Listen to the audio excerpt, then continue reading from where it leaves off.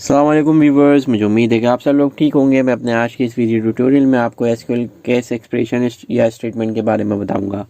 जैसा कि आप जानते हैं मेरे वीडियो के दो पार्ट होते हैं, एक थ्योरेटिकल होता है, एक प्रैक्टिकल होता है। तो एंड तक वीडियो देखना ना छोड़िएगा और वीडियो को कंप्लीट देखिएगा। सबसे पहले हम थ्योरेटिकल पार्ट जो है वो कवर करते हैं।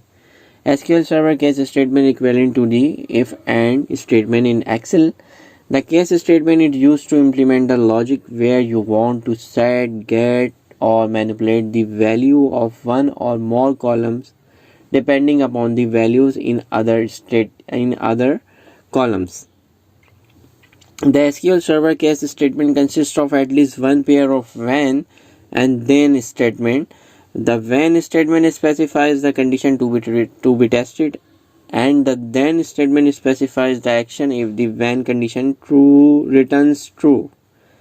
तो अगर हम इसको जिस तरह से हमने डेफिनेशन के हिसाब से देखा कि just like if then statement होती है, जिस तरह से जो स्टूडेंट प्रोग्रामिंग को जानते हैं या प्रोग्रामिंग पढ़ रहा है कि C#.NET के अंदर भी इफ़ और एल्स कंडीशन होती है, उसी तरह से जो है एसक्यूएल के अंदर भी इफ़ एंड देन कंडीशन है।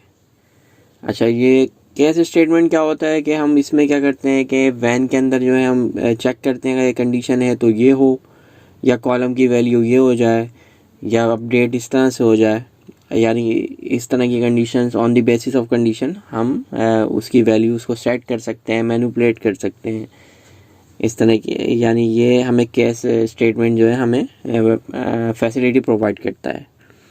अब इन्होंने यही कहा कि SQL server case statement consist of at least one when and then statement. ज़ाहिर सी बात है कि जब तक व्हेन और देन स्टेटमेंट नहीं होगी तो हम ये चीज़ फुलफ़िल नहीं कर पाएंगे, अपनी ऊपर वाली जो हमने लाइन या डेफिनेशन पढ़ी है। और इसमें जो है एल्स भी होता है जो हम अभी आगे देखेंगे। अब हम अगर मूव होते हैं further, the else statement is optional and execute when one of the when condition return one of the when conditions return true. The case statement ends with an end keyword. वही बोलना है, the else statement is optional and execute when none of the when condition returns true. अगर कोई भी when की condition true नहीं होगी तो उसके बाद जो है वो एल्स होगा, लेकिन ये ऑप्शनल है. The case statement ends with an end keywords. If the else clause is omitted and no condition is found to be true, then case statement will return null. अगर हम जो है else statement नहीं लगाएंगे तो else clause या else statement हम अगर नहीं लगाएंगे तो केस स्टेटमेंट जो है वो रिटर्न करेगी नल. तो ये लेकिन ऑप्शनल है, लेकिन अगर आप यूज़ करें तो अच्छी बात है. अगर हम एक सिंटैक्स की बात करें, केस स्टेटमेंट का सिंटैक्स क्या होगा, केस लिखा हुआ होता है, फिर वैन होता है, फिर कंडीशन होती है. अगर ये कंडीशन ट्रू होती है तो ये हो, अगर ये सेकंड कंडीशन ट्रू होती है तो ये हो, थर्ड कंडीशन या एन कंडीशन ट्रू होती है तो ये हो, एल्स जो है ये हो, इसके बाद ये एंड के साथ ख़त्म हो जाता है. अभी आप प्रैक्टिकली एग्जांपल्स देखेंगे तो और क्लियरिटी इसमें आ जाएगी. अब हम केस स्टेटमेंट की कुछ लिमिटेशन होती हैं वो देख लेते हैं. We can not control the execution flow of store procedure function using a case statement in SQL. We can have multiple conditions in a case statement. However, it works in a sequential model. If one condition is satisfied, it stops checking further condition. मतलब sequential way में जितनी भी हमें condition होंगी वो check होंगी, और अगर किसी भी फर्स्ट बार हमारी कंडीशन या मिडिल या कोई भी एंड लेवल पे अगर हमारी कंडीशन ट्रू हो जाती है तो उसके बाद जो है वो फर्दर उसके बाद जो है वो कंडीशन को चेक नहीं हो करेगा एसक्यूएल सर्वर. ये इसकी लिमिटेशन है. Quick review of case rules अगर हम देख लें, case must be followed by at least one when and then expression. Every case statement must end with the end keyword. The else argument is optional. Case can be used in any statement or clause that allows a valid expression. Only 10 level of nesting are allowed in SQL Server. तो ये हमने एक review भी देख लिया है कि case statement के रूल्स का क्या क्या हो सकता है, क्या क्या रूल्स अप्लाई हो सकते हैं. तो ये थ्योरेटिकल पार्ट मेरा यहाँ पे कंप्लीट होता है। अब हम चलते हैं अपने प्रैक्टिकल पार्ट की तरह, और हर मर्तबा की तरह मैंने पहले से जो है वो क्वेरीज आपके लिए राइट करके रख ली हैं। आप सबसे पहले देख लेते हैं कि यहाँ पे जो है सिलेक्ट के साथ जो है वो केस स्टेटमेंट यूज़ हो रहा है। अगर हम इसको कंडीशन को देखें, for example select order ID quantity. अब ये क्वांटिटी हमने क्वांटिटी पे हम जो है फर्दर कंडीशन लगाना चाह रहे हैं। केस का हमने जो है वो कीवर्ड यूज़ करा, फिर इसके बाद व्हेन हमने यूज़ करा। व्हेन इसका क्या मतलब है कि क्वांटिटी ग्रेटर देन 30 है, the quantity is greater than 30 लिखा हुआ है। अदरवाइज अगर when quantity equal to 30 the quantity is 30 लिखा हुआ है, as the quantity is under 30। Otherwise वो एल्स की कंडीशन में प्रिंट कर दे रहा है क्वांटिटी इज़ अंडर 30। और इसके साथ एंड आपने देखा कि एंड का कीवर्ड लिखा हुआ है, और यहाँ पे जो है हमारा केस स्टेटमेंट एंड हो गया है। और ये जो रिटर्न करेगा उसका हमने जो है एक एलियस डिफाइन कर दिया है as quantity text from order detail. अब हम इस क्वेरी को रन करके देख लेते हैं। जब हम इसको रन करेंगे तो आपने देखा कि ये इस क्वेरी ने हमें रिटर्न कर दिया है। और ये जिस तरह से क्वांटिटी आ रही है, अगर 12 है तो अंडर 30 लिखा हुआ आ रहा है, अगर 30 से ज़्यादा है तो आपने लिखा है कि ये the quantity is greater than 30 हो गया है।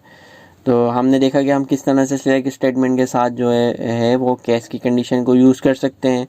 यहाँ पे जो हम दूसरी एग्जांपल देख रहे हैं, ये ऑर्डर बाय के अंदर भी हम केस का जो है वो क्लॉज उसको यूज़ कर सकते हैं, केस स्टेटमेंट यूज़ कर सकते हैं। Select customer name, city, country from customer, order by हम क्या करना चाह रहे हैं कि ऑर्डर बाय जो है वो सिटी से हो, और अगर सिटी नल है तो फिर वो कंट्री से हो, एल्स जो है अगर वो सिटी नल नहीं है तो वो सिटी से ही हो।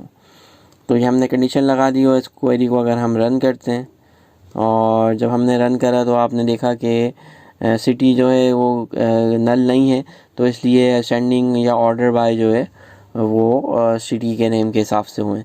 अगर हम यहाँ पे अगर निगेशन लगा देते हैं इज़ नॉट नल, तो फिर क्या होगा, फिर जो है ये कंट्री वाइज जो है हमारे पास जो है वो सॉर्ट हो जाएंगे। आपने देखा कि अब ये कंट्री जो है ये असेंडिंग वाइज आ रही है, और जब पहले जो है वो सिटी जो है वो असेंडिंग वाइज आ रही थी। और अब हम तीसरी अपनी क्वेरी जो देखते डेट भी कर सकते हैं हम जेंडर को।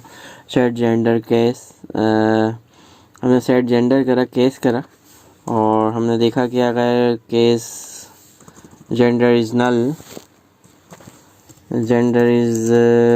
है, तो अब हम यहाँ पे अगर इसको एग्जीक्यूट कर लेते हैं, आपने देखा कि हम सेट स्टेटमेंट जो है वो हमारा जो व्हेन और केस स्टेटमेंट है वो हम अपडेट के साथ भी यूज़ कर सकते हैं। सबसे पहले हम ये क्वेरी चला के देख लेते हैं। Select static from student info. हमने देखा कि यहाँ पे जो है जेंडर जो है वो हमारे पास नल है। अब हम किस तरह से उसको वो करेंगे, तो यहाँ पे मैं मेल कर देता हूँ। फॉर एग्ज़ाम्पल इस कंडीशन की बेस पे मैं अपडेट करना चाह रहा हूँ। तो अब ये होपफुली जो है अपडेट हो गया होगा, और आपने देखा कि जेंडर जो है अपडेट हो गया। तो हम किस तरह से on the basis of update and case किस तरह से इसको डेटा को मैनिपुलेट यानी अपडेट कर सकते हैं। एक और इसमें कंडीशन है, हम सिलेक्ट की स्टेटमेंट केस की स्टेटमेंट जो है वो हम ग्रुप बाय के साथ भी यूज़ कर सकते हैं। और अभी आप देखें, अगर मैं इसको समझाने की कोशिश करूँ कि सिलेक्ट केस व्हेन मॉडल इसको ग्रेटर देन है 2010, देन जो है उसकी वैल्यू जो है वो न्यू प्रिंट हो। व्हेन मॉडल जो है वो ग्रेटर देन है 2000, देन एवरेज हो। व्हेन मॉडल इज़ 1990, तो जो मॉडल की वैल्यू है वो ओल्ड प्रिंट हो, एल्स जो है वो ओल्ड ही आए। अगर उससे भी पुराना है या उससे भी अगर कंडीशन मीट नहीं करती है तो वो ओल्ड ही लाएगा। एंड कर दिया, यहाँ पे मैं केस स्टेटमेंट ख़त्म हो गया है। अब इसके बाद जो है हम क्या करेंगे, count 1 as count from car. अब हमने और ग्रुप बाय का क्लॉज, ग्रुप बाय के बाद हम फिर केस की स्टेटमेंट लगा सकते हैं। व्हेन मॉडल हमने यही रिपीट करा, देन एवरेज आए, एवरेज के हिसाब से जो है वो ग्रुप बाय हो जाए। वैन मॉडल जो है वो 2000, अगर ये वाली कंडीशन हो तो ये एवरेज के हिसाब से जो है ग्रुप बाय हो जाए, अगर वैन मॉडल है तो ये ओल्ड के हिसाब से जो है वो ग्रुप बाय हो जाए। अब सबसे लास्ट में जो हमारे पास है, हम देख रहे हैं कि इंसर्ट इनटू में भी हम केस की स्टेटमेंट को यूज़ कर सकते हैं। अगर फॉर एग्जांपल मेरे पास अभी जस्ट मैंने स्टेटमेंट लिख दी है, अभी मेरे पास इस नाम का टेबल नहीं है। अगर इंसर्ट इनटू एम्प्लॉय कर रहे हैं, हम वैल्यूज़ कर रहे हैं, एम्प्लॉय नेम आ गया। अब हमने फिर जेंडर पे केस लगा दिया है कि केस जेंडर वैन 0 हो इट्स मीन्स के मेल है, अगर 1 हो तो उसका मतलब है फीमेल है। और यहाँ पे जो है हमने ऐड कर दिया। उसके बाद जो है स्टेट कोड जो है हम भेज रहे हैं वहाँ पे ऑलरेडी पैरामीटर्स में या ऊपर डिक्लेयर हुआ है। उसके बाद हम सैलरी देख रहे हैं।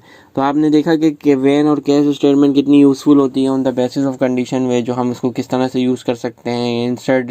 इंसर्ट कमांड के साथ हम इसको यूज़ कर सकते हैं, एसक्यूएल की अपडेट के साथ यूज़ कर सकते हैं, ग्रुप बाय के साथ यूज़ कर सकते हैं, ऑर्डर बाय के साथ यूज़ कर सकते हैं, सिलेक्ट के साथ यूज़ कर सकते हैं। तो मुझे उम्मीद है आपको मेरी ये वीडियो पसंद आई होगी। तो अगर आपको मेरी वीडियो पसंद आई है तो मेरे चैनल को सब्सक्राइब करें, मेरी वीडियोस को लाइक करें, शेयर करें, फीडबैक दें और कमेंट्स करना ना भूलिएगा। मुझे मोहम्मद तारिक को दीजिए इजाज़त। बहुत जल्द हाजिर होऊंगा एक नई वीडियो और टॉपिक के साथ। अपना बहुत ख्याल रखिएगा। Take care. अल्लाह हाफिज़।